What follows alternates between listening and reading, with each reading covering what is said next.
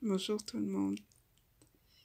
Alors, aujourd'hui, on va apprendre comment Dieu agit quand il veut te bénir. Et c'est là, à travers l'histoire de la reine Esther, on va découvrir beaucoup de choses dedans qui vont nous aider à comprendre un peu plus comment Dieu agit.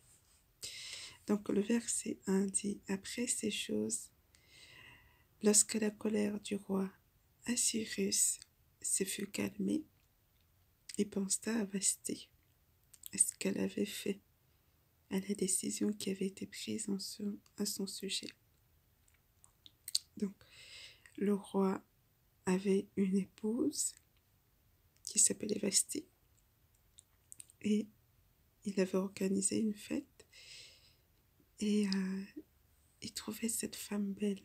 Donc, il a demandé quand il a invité cette femme à la fête pour qu'il puisse présenter au roi qui était là, aux personnes qui étaient là.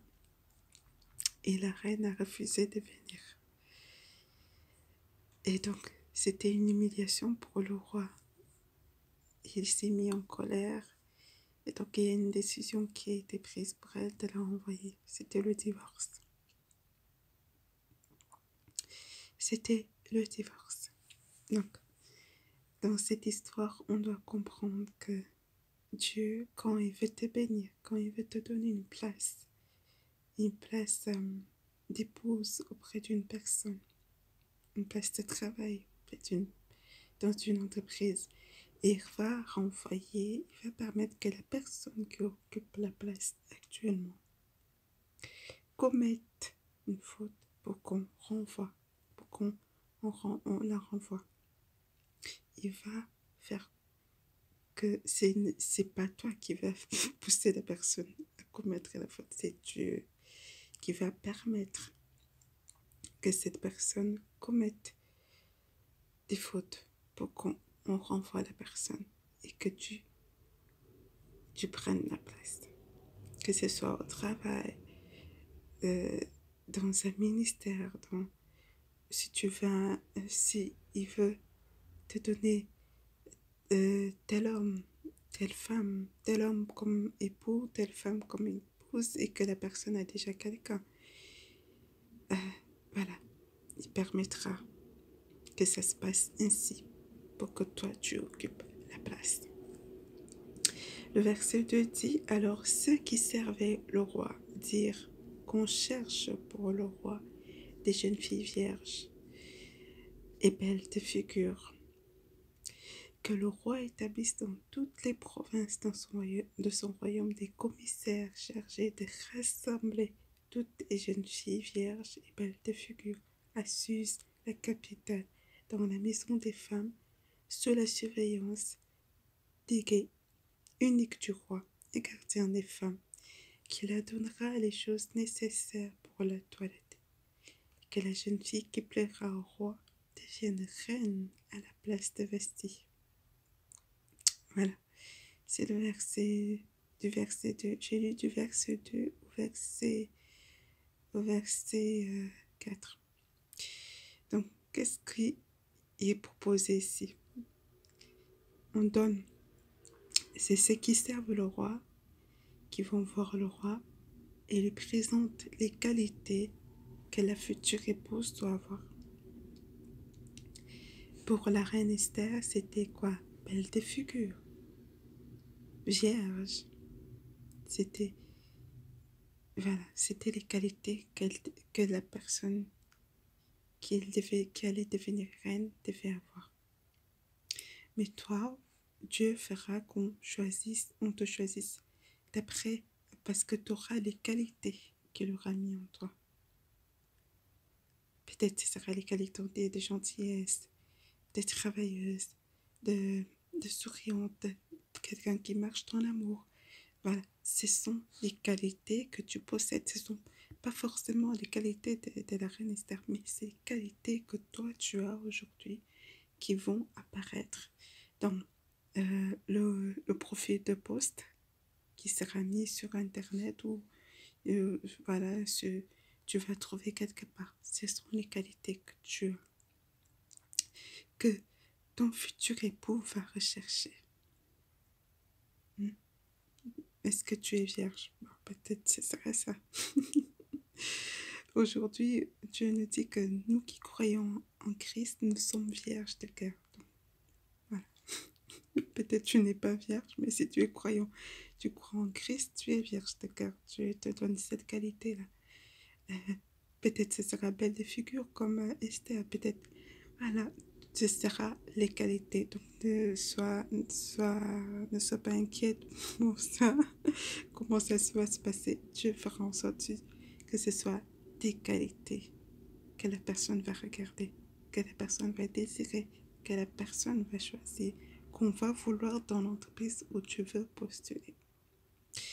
Donc, il y avait un commissaire qui était chargé de fournir à Esther le nécessaire qu'elle avait besoin pour plaire au roi. Un commissaire, aujourd'hui, c'est Dieu. C'est Dieu qui se charge d'équiper de tout ce dont tu as besoin pour plaire au roi chaque jour.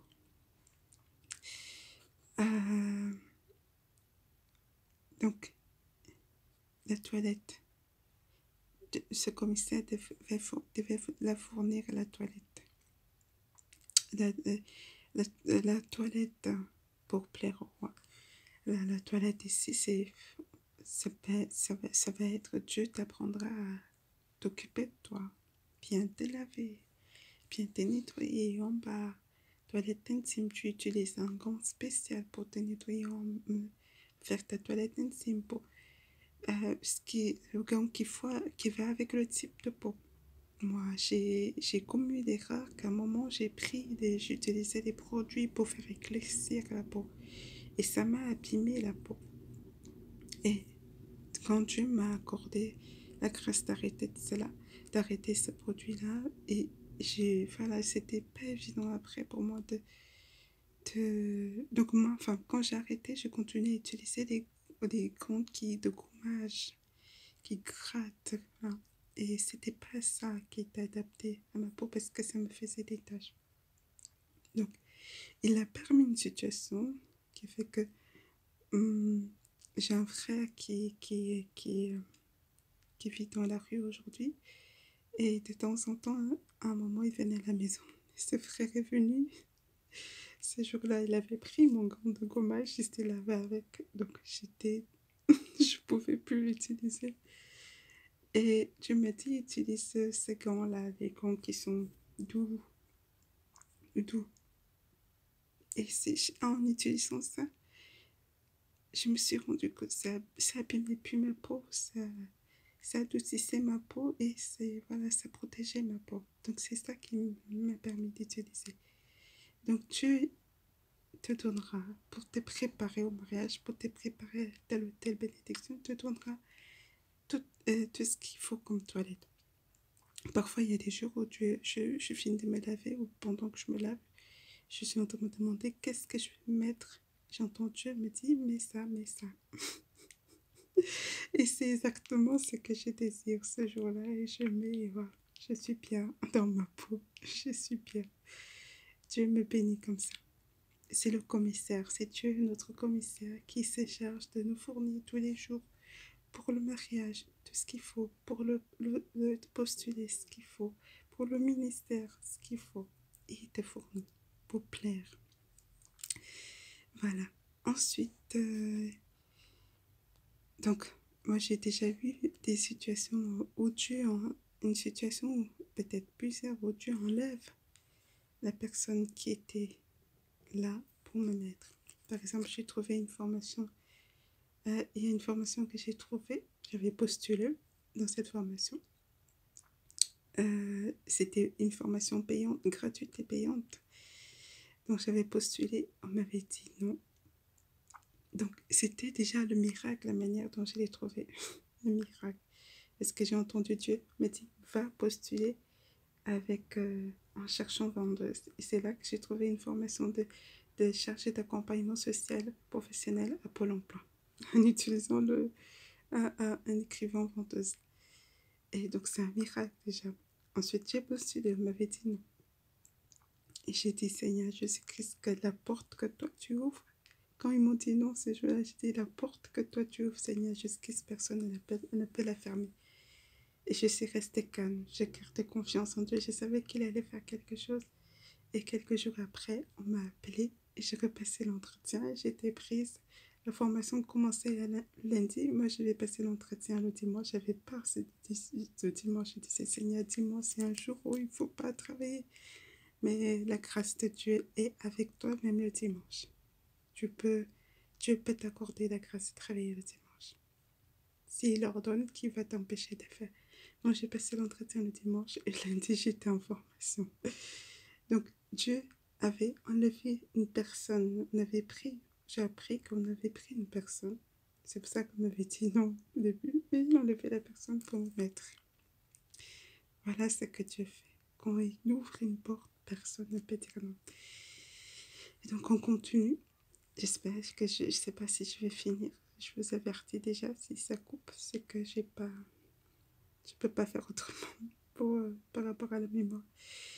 Donc, ensuite, verset 5 dit, il y avait dans Suse, la capitale, un juif nommé Mardoché, fils de Jaïr, fils de Chiméi, fils de Kis, homme de Benjamin, qui avait été amené de Jérusalem parmi les captifs déportés avec Jéconia, roi de Juda, par Nebuchadnezzar, roi de Babylone. Donc, il a vécu une situation difficile. On l'a enlevé de son pays pour l'amener dans un autre pays. Et donc, quoi, ça doit t'apprendre quoi? Que parfois, pour t'amener à ta bénédiction, pour te préparer à ta bénédiction, Dieu permettra qu'il t'arrive des choses. Peut-être tu seras enlevé de ton pays, peut-être toi-même tu partiras, mais tu vivras des choses pas évidentes. Comme moi, récemment, j'ai vécu une chose. C'est la première fois que je dis ça sur mon public comme ça. Ma famille sait déjà. Donc récemment, j'ai vécu une situation, je n'ai pas compris. Ça fait plus de 10 ans que je suis dans ce logement. Je n'ai jamais connu de situation de cafard. Et il n'y a pas longtemps, peut-être un mois, j'ai vu des cafards arriver dans la maison. Je n'ai pas compris. Qu'est-ce que... Mais tout ça sort ça. J'ai fait attention. Je m'améliore jour après jour pour prendre soin de ma maison. D'où ça sort les cafards. Alors c'était grave. Mais je ne comprenais pas. Et donc, Dieu a permis cette situation. Pourquoi? Pour pousser encore plus loin mon sens de propriété. Ça m'a permis de faire encore attention à la nourriture, attention à la poubelle, attention à ceci. Donc, voilà, acheter même l'aspirateur parce que ça faisait très longtemps que je n'avais pas d'aspirateur. Je me suis dit, j'utilisais autre chose. Je me suis dit, peut-être qu'il y a des miettes au niveau du parquet. Donc, il faut... Voilà, ça m'a permis de pousser encore plus loin mon sens de propreté. Je ne suis pas encore arrivée dans la perfection, mais ça m'a améliorée de ce côté-là. Et donc, j'ai appris hier, en fait, que je n'étais pas la seule à avoir ce problème-là. Et ma voisine est là. Et donc, comme il y a des travaux au niveau des immeubles, là, en bas, les tuyaux qui sont en train de mettre en bas ont provoqué ça, ce qui fait qu'on se retrouve avec des cafards. Je ne suis pas la seule dans l'immeuble, ça m'a rassurée parce que je me disais, d'où ça sort les cafards dans ma maison? Je fais attention, mais voilà, c'est Dieu qui m'a préparé, qui me prépare au mariage qu'il va me donner. Il faut falloir être propre. Donc Dieu te donne ce qu'il faut, il permet ce qu'il faut pour te préparer. Donc, sois en